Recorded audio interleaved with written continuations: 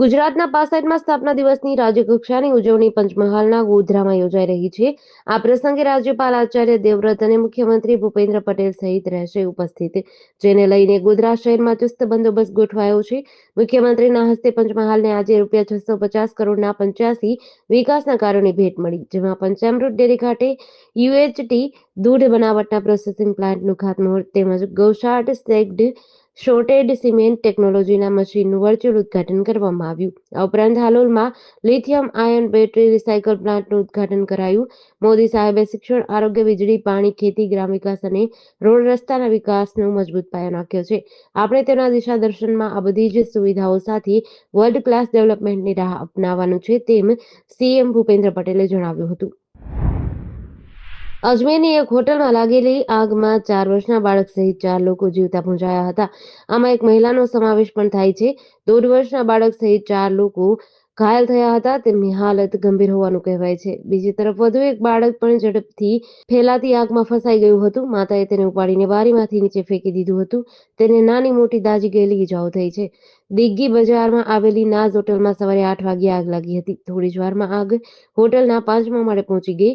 હોટલમાં મોટી સંખ્યામાં યાત્રાળુઓ રોકાયા હતા. આ લોકોએ બારીઓમાંથી કૂદીને પોતાનો જીવ બચાવ્યો હતો. જેએલએન મેડિકલ કોલેજના પ્રિન્સિપાલ ડોક્ટર અનિલ સમરિયાએ જણાવ્યું કે 8 દાઝી ગયેલા લોકોને ત્યાં લાવવામાં આવ્યા હતા. તેમાંથી 4 મૃત્યુ પામ્યા હતા. 4ની હાલત ગંભીર છે. મૃત્યુ પામેલા લોકોમાં એક બાળકનો પણ સમાવેશ થાય છે. 15 લોકોને બચાવી લેવામાં આવ્યા છે.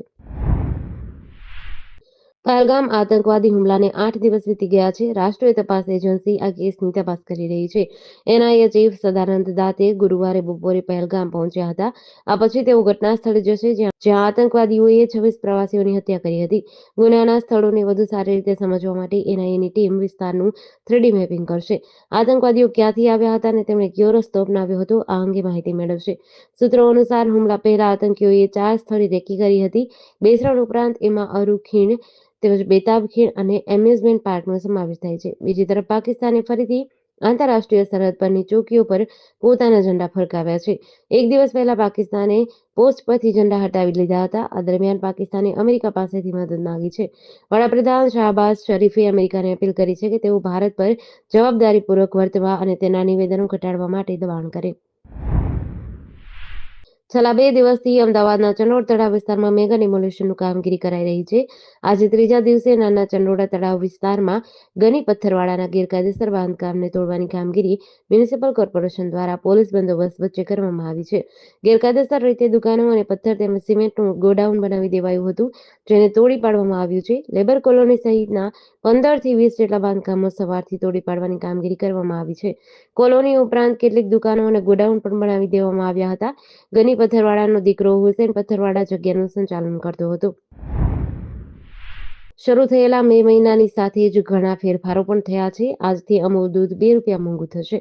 જો તમે એટીએમ ફ્રી લિમિટ પછી ઉપાડો છો તો તમારે વધુ ચાર્જ ચૂકવવો પડશે. આ સિવાય તમે હવે વેઇટિંગ ટિકિટ પર સ્લીપર અને એસી કોચમાં મુસાફરી કરી શકશો નહીં.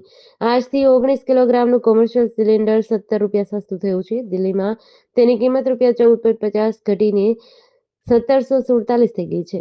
અગાઉ એ ₹1762 મળતું હતું. કોલકાતામાં ₹17 સસ્તા થતાં ₹1851 મળે છે, જે પહેલા તેની કિંમત ₹1868.50 હતી.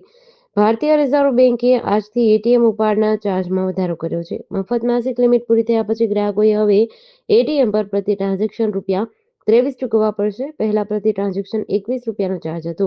આ ફી 2022માં લાગુ કરવામાં આવી હતી. ભારતીય રેલવેના નવા નિયમ મુજબ વેઇટિંગ લિસ્ટ ટિકિટ ધરાવતા મુસાફરોને હવે સ્લીપર કે એસી કોચમાં મુસાફરી કરવાની મંજૂરી આપવામાં નહીં આવે.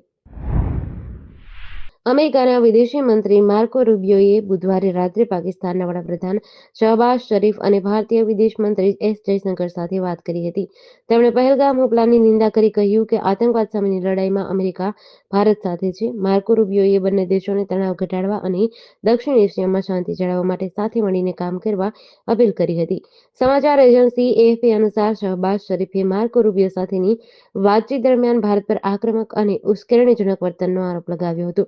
શરીફે અમેરિકાને અપીલ કરી કે તે ભારત પર જવાબદારીપૂર્વક વર્તવા અને તેના નિવેદનબાજીને રોકવા માટે દબાણ કરે. વધુમાં કહ્યું કે ભારતના ઉશ્કેરણીજનક વલણના કારણે આતંકવાદ વિરુદ્ધ પાકિસ્તાનની ચાલી રહેલી કાર્યવાહી પ્રભાવિત થઈ શકે છે. પ્રાદેશિક પરિસ્થિતિઓ વધુ ખરાબ થઈ શકે છે. જૂનાગઢના પ્રસિદ્ધ ગિરનાર પર્વત પર આજે સવારથી ભારે પવન ફૂંકાઈ રહ્યો છે. રોપવે સંચાલક કંપની ઉષા બ્રેકોએ યાત્રીઓની સુરક્ષાને ધ્યાનમાં રાખી સેવા અસ્થાયી રૂપે બંધ કરવાનો નિર્ણય રાખ્યો છે. ગિરનાર પર્વત દરરોજ હજારો યાત્રાળુઓના દર્શન માટેનું મુખ્ય કેન્દ્ર છે. આજે વહેલી સવારથી જ પવનની ઝડપમાં નોંધપાત્ર વધારો થયો હતો. શિખર વિસ્તારમાં પવનની તીવ્રતા વધુ હોવાથી ટેકનિકલ સુરક્ષાની દ્રષ્ટિએ રોપવે સંચાલન જોખમી બની ગયું હતું. ઉષા બ્રેકો કંપનીના સૂત્રોએ માહિતી આપી હતી કે તેઓ જીપીએસ આધારિત મોનિટરિંગ સિસ્ટમથી પવનની સ્થિતિ પર સતત નજર રાખી રહ્યા છે.